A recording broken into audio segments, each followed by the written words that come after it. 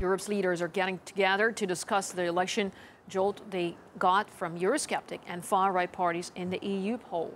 Some have already voiced their concerns with the outcome, with the German Chancellor calling the people's choice both remarkable and regrettable. The French president, though, has noted it's perhaps Brussels seeking too much influence that has turned citizens against the bloc, and it's a view echoed by many Europeans who've been complaining for years about their national identities being eroded and putting Brussels at odds with the people. Peter Oliver explains. After the EU parliamentary elections, much has been made of right-wing parties taking more seats. The numbers speak for themselves. In some countries, around a quarter of voters put their cross next to right-wing or Eurosceptic parties. Just how has this popularity come about? A group of Scandinavian journalists is claiming people are turning to the right in search of traditional conservative values. They stand for the same values and the same policies that the Social Democrats would have stood for 25, 30 years ago. The preservation of the welfare state, the obligation for you to work and contribute to society, but also enjoy the benefits of it. But speaking out for these parties can land you in trouble. In 2013, Lars Hedegaard, editor of Dispatch International, was the victim of an assassination attempt after he was set upon by a gunman in Copenhagen. Along with his co-editor Ingrid Kalkvist, they tell me that they're uncomfortable walking on the street in Malmö. They say the fight for multiculturalism and tolerance has backfired.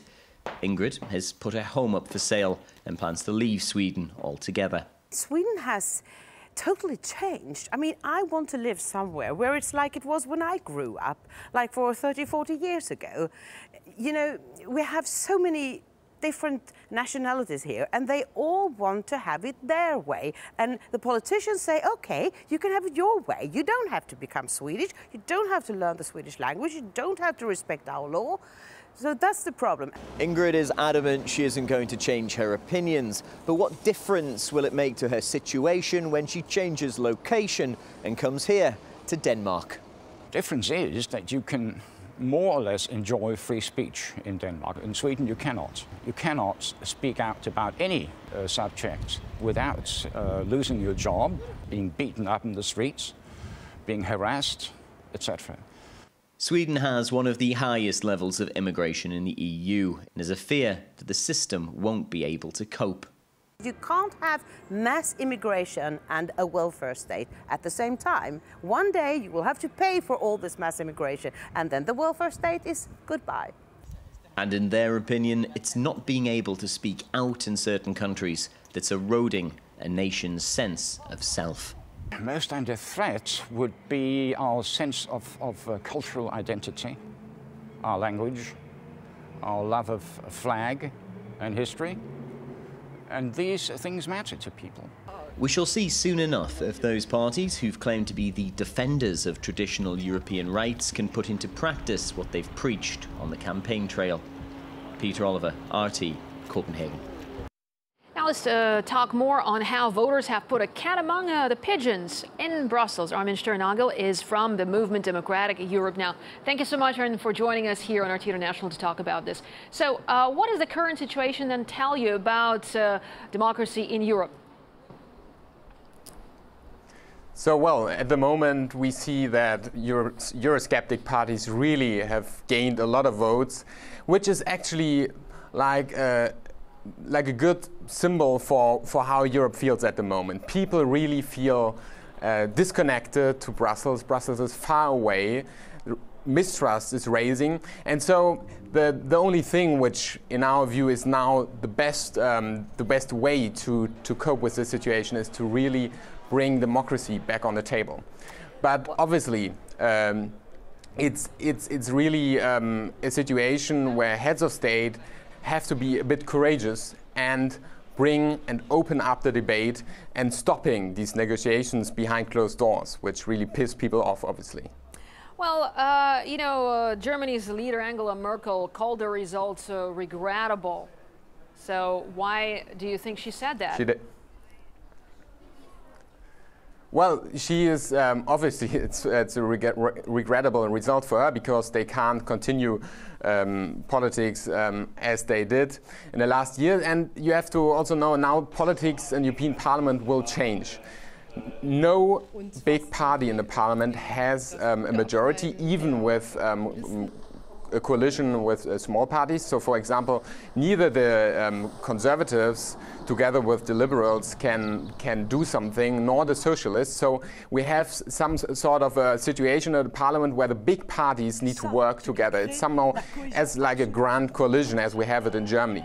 And this really actually makes a real political debate in the Parliament now not anymore that likely. You know, you'll have anti and Eurosceptic parties, and you'll have the parties who are more in favor of it. But the right-left debate is not it's not possible anymore.